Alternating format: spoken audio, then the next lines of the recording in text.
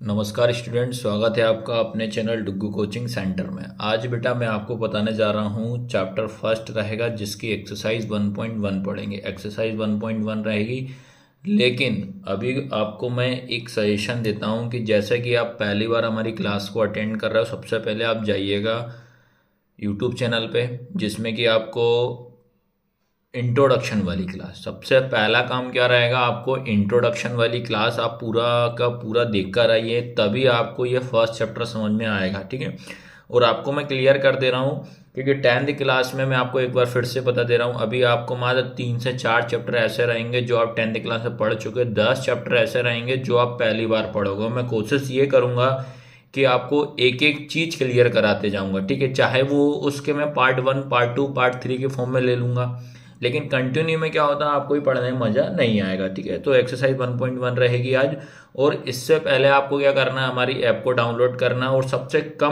Price में आपको 11th class के कोर्स अवेलेबल हैं, वो ज़रूर आप परचेस करिएगा।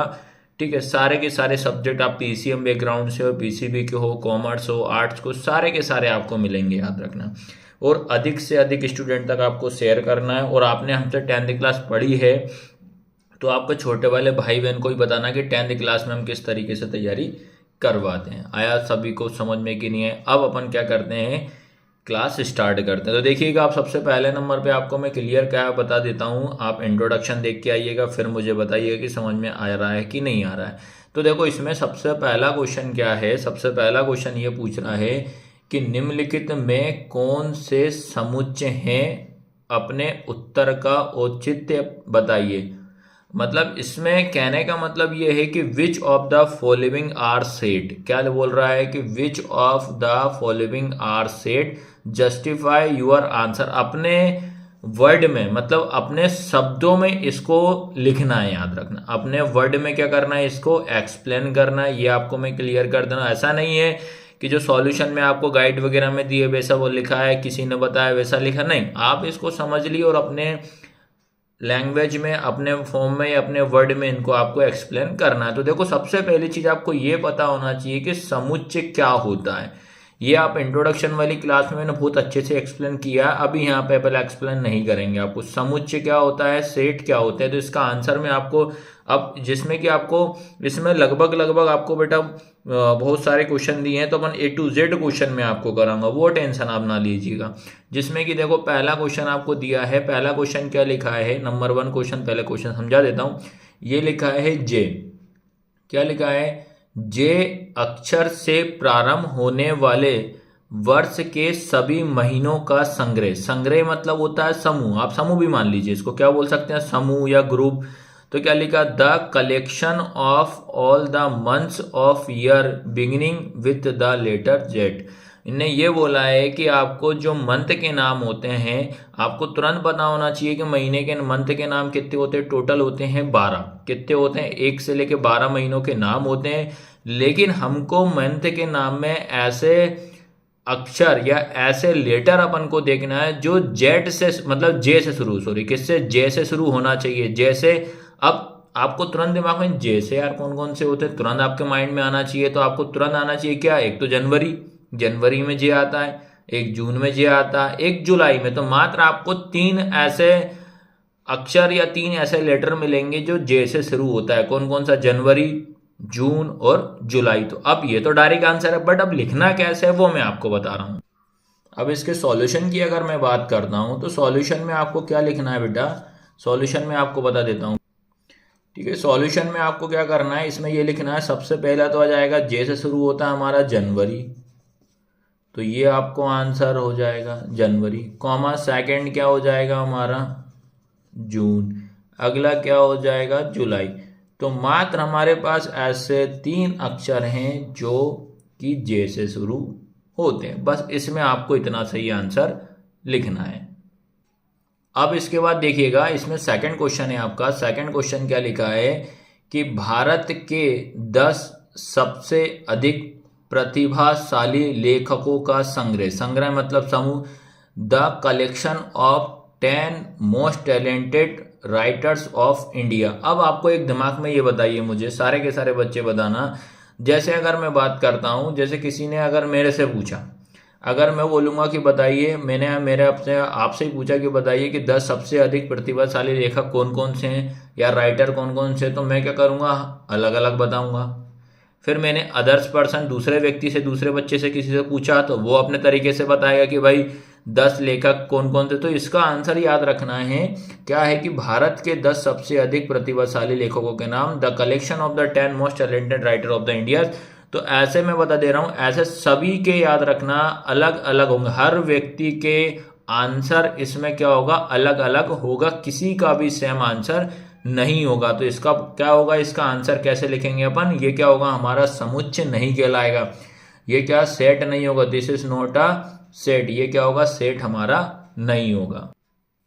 चलिए, आया सबको समझ में कि इसका ये सेट क्यों नहीं होगा। इसलिए नहीं होगा कि हर व्यक्ति के क्या होगा, आंसर इसमें अलग अलग हो। मैं पूछूंगा तो मैं आपका अलग आंसर बताऊंगा, सामने वाले बच्चे किसी से पूछूंगा वह आंसर अलग बताएगा। तो इसमें आपको क्या लिखना है, मात्र लिखना है दिस इज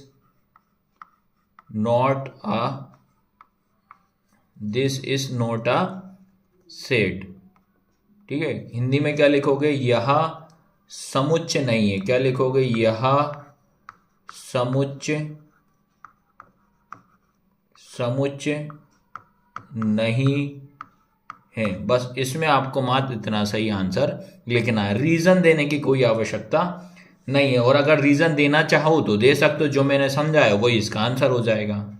चलिए, अब कहाँ पहला क्वेश्चन करा दिया मैंने, इसका आपको सेकंड क्वेश्चन करा दिया। अब थर्ड क्वेश्चन की बात करें। थर्ड क्वेश्चन क्या लिखा है, विश्व के सर्वश्रेष्ठ 11 बल्लेबाजों का संग्रह, मतलब समूह, a team of 11 best cricket batsman of the world. अब पूरे विश्व की बात कर रहा है, पूरे वर्ल्ड की मैं बात कर रहा हूं। अब आपसे पूछा, मेरे से किसी ने पूछा कि बताइए कि पूरे विश्व में 11 सर्वश्रेष्ठ बल्लेबाजों का एक समूह बनाना है। तो भाई देखो, मैं बताऊंगा, मैं अपने हिसाब से बताऊंगा कि भाई मेरा पसंदीदा क्रिकेटर ये, दूसरे नंबर पे ये आएगा, तीसरे नंबर पे ये आएगा, चौथे नंबर पर ये आएगा, ऐसा आएगा। लेकिन अगर मैं दूसरे बच्चे से पूछूं वही कि यही क्वेश्चन में दूसरे बच्चे से पूछूंगा तो वो अपने तरीके से अलग बताएगा कि नहीं बताएगा कि, ठीक है। तो इसमें भी क्या होगा, इसका भी आंसर क्या होगा, this is not a set होगा। तो ये भी एक समुच्चय नहीं हो, हम समुच्चय इसमें बना नहीं सकते। क्यों नहीं बना सकते वो हम रीजन देंगे अब। ठीक है, इसमें थोड़ा सा मैं और एक्सप्लेन कर देता हूं आपको। तो इसमें आपको क्या लिखना है बेटा, आप लिखोगे इसमें इट इज नॉट, क्या लिखोगे, it is not well defined. भाई डिफाइंड होता है वो क्या कहलाता है, समुच्चय। क्या लिखोगे, it is not a well defined, it vary from person to person की अगर हम बात करें, पर्सन टू पर्सन की बात करें, वो वेरी नहीं कर सकते। चलिए, यहां तक आया। तो इसमें क्या लिखोगे आप, this is not a set. आया सबको समझ में कि नहीं आया। अब बात करते हैं, ये तो हो गया इंग्लिश मीडियम के। अब हिंदी मीडियम वालों को भी बता दे रहा हूँ कैसे लिखोगे आप। इसमें आपको क्या लिखना है, ये लिखोगे आप, एक अगर बल्लेबाज की बात करें, एक बल्लेबाज की प्रतिभा को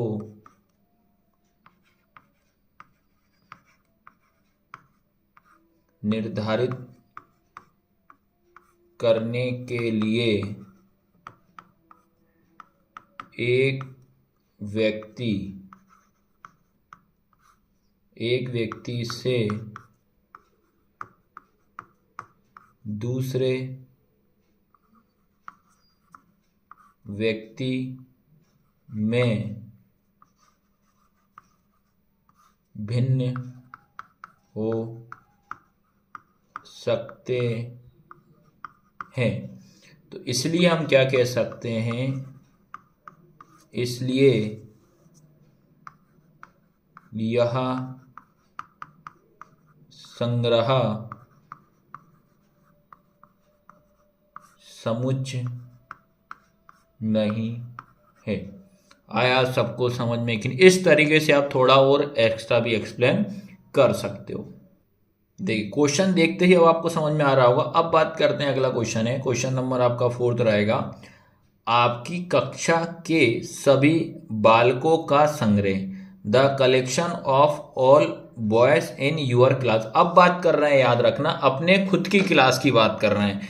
अब भाई ये तो मैं बता सकता हूँ ना, खुद की क्लास है ना, मेरी क्लास है भाई। आपको मुझे तो मालूम होगा ना कि मेरी क्लास में 30 बच्चे हैं, ठीक है। या मैं आपसे पूछूंगा कि आपकी क्लास में कितना, आप तुरंत बोल दोगे 25 बच्चे हैं। उसी मैंने बोला बताइए 25 में से कितनी गर्ल्स हैं कितने बॉयज हैं, तुरंत आप बता दोगे। मैंने बोला कितने लड़के हैं कितने लड़कियां, आराम से इसको आप डिफाइन कर सकते हो, ठीक है। वहीं अगर पूरे स्कूल की बात करता तो मैं डिफाइन नहीं कर सकता, पर आप क्लास की अगर बात कर रहे हैं, अपने खुद की कक्षा की बात कर रहा हूं मैं, तो इसको अपन डिफाइन कर सकते हैं। तो इसमें भी आपको आंसर क्या लिखना है वो मैं बता देता हूं अब।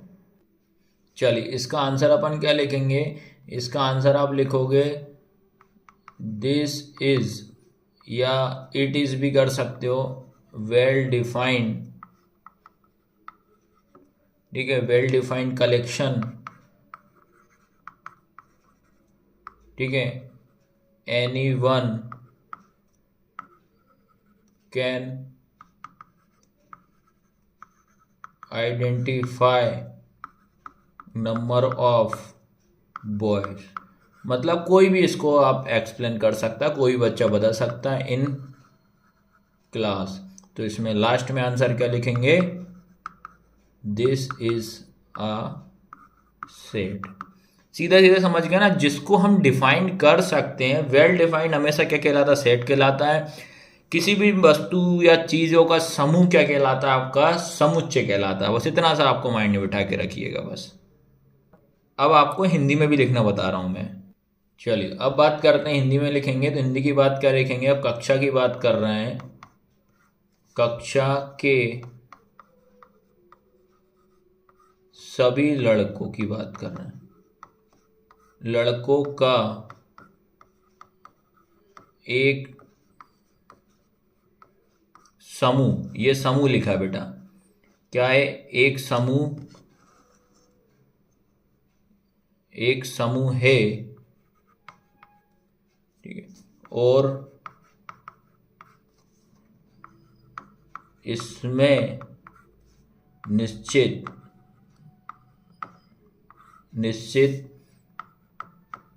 रूप से इस संग्रह से लड़के की पहचान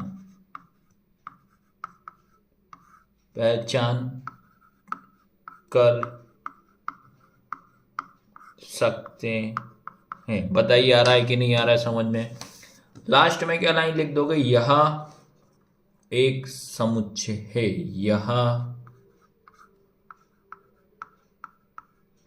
यह संग्रह एक समुच्चय है। बताइए बच्चा लोग, अब तो आपको पूरा क्लियर समझ में आ रहा हो। और अगर मैं बता दे रहा हूं, आप ये एक्सप्लेन ना भी करो चल जाएगा यार, कोई दिक्कत नहीं। अभी मैं बताऊंगा, डायरेक्ट करना भी बताऊंगा यार, 1 नंबर 2 नंबर में आएगा तो ठीक है। चलिए क्वेश्चन नंबर 4 तक मैंने आपको पूरा अच्छे से एक्सप्लेन कर दिया, जहां तक उम्मीद मैं करता हूं आपको समझ में भी आ ही रहा होगा। चलिए बात करते हैं 5th वाला क्वेश्चन क्या है, 100 मतलब 100 से कम सभी प्राकृत संख्याओं का संग्रह, the collection of all natural number less than 100। आपसे पूछा है कि 100 से कम हमें प्राकृत संख्या बतानी है। क्या आप बता सकते हो कि नहीं बता, आप बोलोगे भैया हम आराम से बता सकते हैं, ठीक है, नेचुरल नंबर हम आराम से बता सकते हैं। तो चलिए भैया बता सकते हैं, तो आप कैसे इनको लिखना है वो अपने को। चलिए पहली चीज तो हम बात करते हैं, इसमें क्या करोगे आप, ब्रैकेट बनाओगे, करली ब्रैकेट रहेगा, 1 2 3 4, डेट हमें कहाँ तक जाना है, 99। तो मतलब 100 से कम, भाई 100 से कम प्राकृत संख्या कौन कौन सी हो जाएंगी, 1 2 3 4 5 6 7 8 9, पढ़ते जाओ गिनती, कहाँ तक पढ़ना है, 99 तक पढ़ना है, 99 तक लेस देन पढ़ना है। ये मैं क्या हो रहा है, ये मेरा वेल डिफाइंड सेट हो जाएगा। इसको मैं क्या कर सकता हूँ, डिफाइंड कर सकता हूँ, तो इसलिए इसका आंसर क्या होगा, it is well defined collection। ज़्यादा से ज़्यादा स्टूडेंट तक इसको आपको शेयर करना भी। हमारी क्लास में मैं सारे चैप्टर ऐसे ही पढ़ाऊंगा आपको। This is a set. अगर हम हिंदी की बात करें तो क्या लिखोगे सीधा सीधा, यह संग्रह समुच्चय है। बस इतना सा लिखना है बच्चे लोग। अब बताओ आ रहा है कि नहीं आ रहा है समझ में। चलिए अगला क्वेश्चन है, यहाँ से क्या लिखा है आपका, ये करा दिया, लेखक प्रेमचंद द्वारा लिखित उपन्यासों का संग्रह। अब इनने ये बोला एक लेखक है, उनका नाम प्रेमचंद है, प्रेमचंद के द्वारा उपन्यास बताइए। तो ये तो यार गिने चुने ही हैं, तो बता सकता है कोई भी। A collection of novel written by the writer Munshi Premchand. Munshi Premchand के द्वारा आपको बताना उनने कौन से नोवेल लिखे हैं। तो ये तो आप आराम से बता सकते हो भाई, गिने चुने तो हैं यार, इतने सारे थोड़ी उन्होंने लिखे हैं। तो कोई भी व्यक्ति या कोई बच्चा इनको आसानी से गिन सकता है। ठीक है, तो इसका आंसर अब बता रहा हूं क्या लिखना है आपको। चलिए बच्चे लोग, इसमें क्या लिखेंगे अपन, it is well defined collection. तो क्या लास्ट में लाइन आएगी, दिस इज अ सेट। ये हमारा क्या, एक समुच्चय। यह लिखेंगे यह,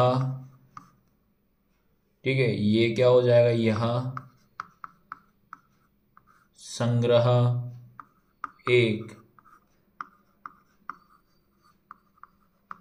समुच्चय है।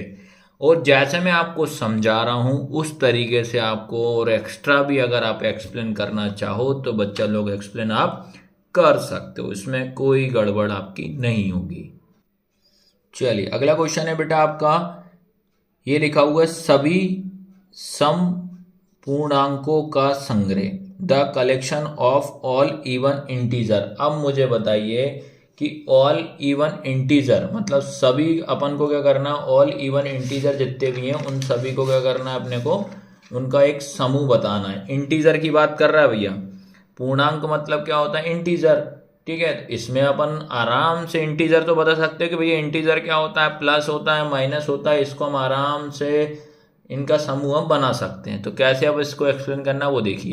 क्लास को अटेंड करने से पहले आपको क्या करना भैया, सबसे पहला सजेशन देता हूँ आप बेसिक पढ़कर आइएगा। ठीक है, तो इसमें आपको याद रखना है, इंट्रोडक्शन क्लास जरूर देखिएगा। जैसे लिखा है इसमें आपको पूर्णांक, पूर्णांक मतलब क्या होता है, इंटीजर की कुछ कुछ बेसिक चीज आपको पता होना चाहिए।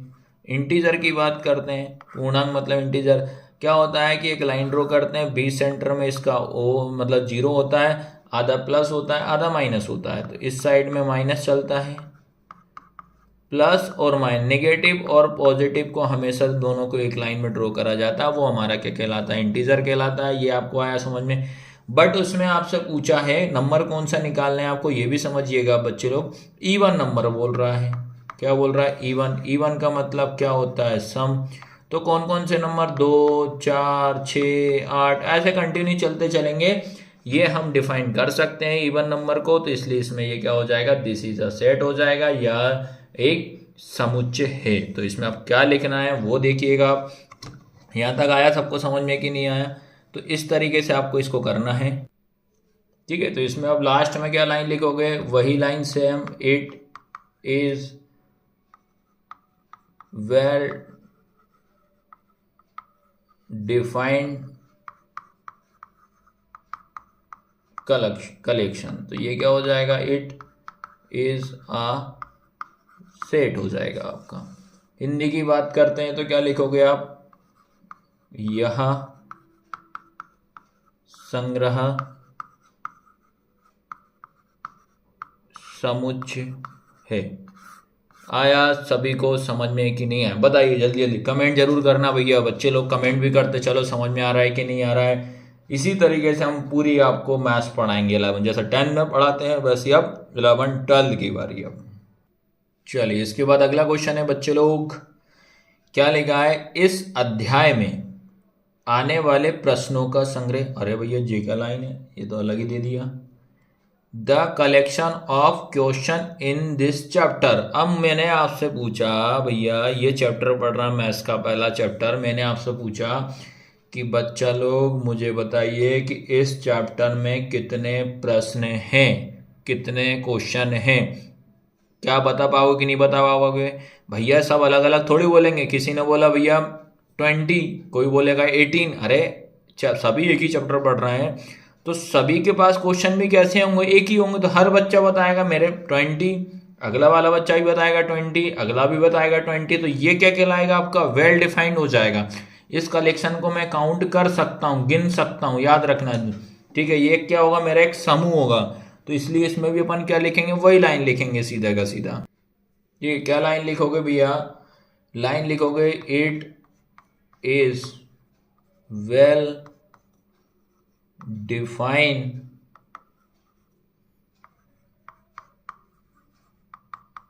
कलेक्शन। ठीक है, और ये सारे मैं आपको ऐप में भी प्रोवाइड करवा दूंगा और साथ में पीडीएफ फॉर्म में भी मैं आपको जरूर दे दूँ, इसको आपको दे दूंगा मैं। ठीक है, क्या लाइन आएगी लास्ट में, इट इज अ सेट। भैया ये सेट है, यह संग्रह क्या हो जाएगा बच्चे लोग, समुच्चय है। बस इतना सा लिखना है। ठीक है, चलो अगला क्वेश्चन है इसका, फर्स्ट का लास्ट क्वेश्चन है, क्या है, विश्व के सबसे अधिक खतरनाक जानवरों का संग्रह। भैया यहाँ तो विश्व में अ collection of most dangerous animal of the world. ये बोल रहा है कि विश्व की, अगर विश्व की बात कर रहा है सबसे खतरनाक जानवर हमें बताना। अगर मेरी बात करूं, मेरे से किसी ने पूछा भैया खतरनाक जानवर बताइए, तो मैं क्या करूंगा भैया, अलग अलग बताऊंगा। शेर बोल दूंगा, मैं कुत्ता भी बोल दूंगा, हो सकता है कुत्ता भी खतरनाक होता है जब काटने लग जाता है तो। ठीक है, और फिर अदर बच्चे से पूछूंगा तो वो भी अलग अलग बताए। क्या इसको डिफाइन कर सकते हो, इसको डिफाइंड नहीं कर सकते हो, याद रखना। ये क्या हो जाएगा, it is not well defined, this is not a set, यह एक समुच्चय नहीं है। बस इतना सा लिखना है, आंसर खत्म। चलो अब इसमें क्या लिखोगे भैया, it is not well defined. ठीक है, well defined, this is not a set, या एक सेट नहीं है। It is not a well defined, it vary from person to person. Person to person को वेरी में नहीं कर सकता हूं, हर पर्सन की, हर व्यक्ति की पहचान या हर व्यक्ति अलग अलग बताएगा, याद रखना। तो क्या लिखेंगे हिंदी में, यह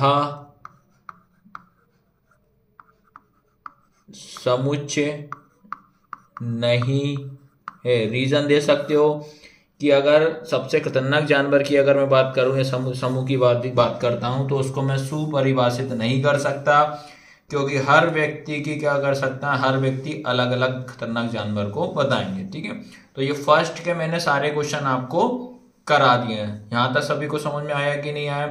तो ये याद रखना है, ये होगा आपका पार्ट 1। फर्स्ट के मैंने सारे क्वेश्चन बता दिए, और जो अगली वीडियो रहेगी इसमें आगे वाली जो क्लास रहेगी उसमें मैं आपको कंटिन्यू कराऊंगा। और ऐप को डाउनलोड जरूर करना है आपको, याद रखना। चैनल को सब्सक्राइब जरूर भी करना है।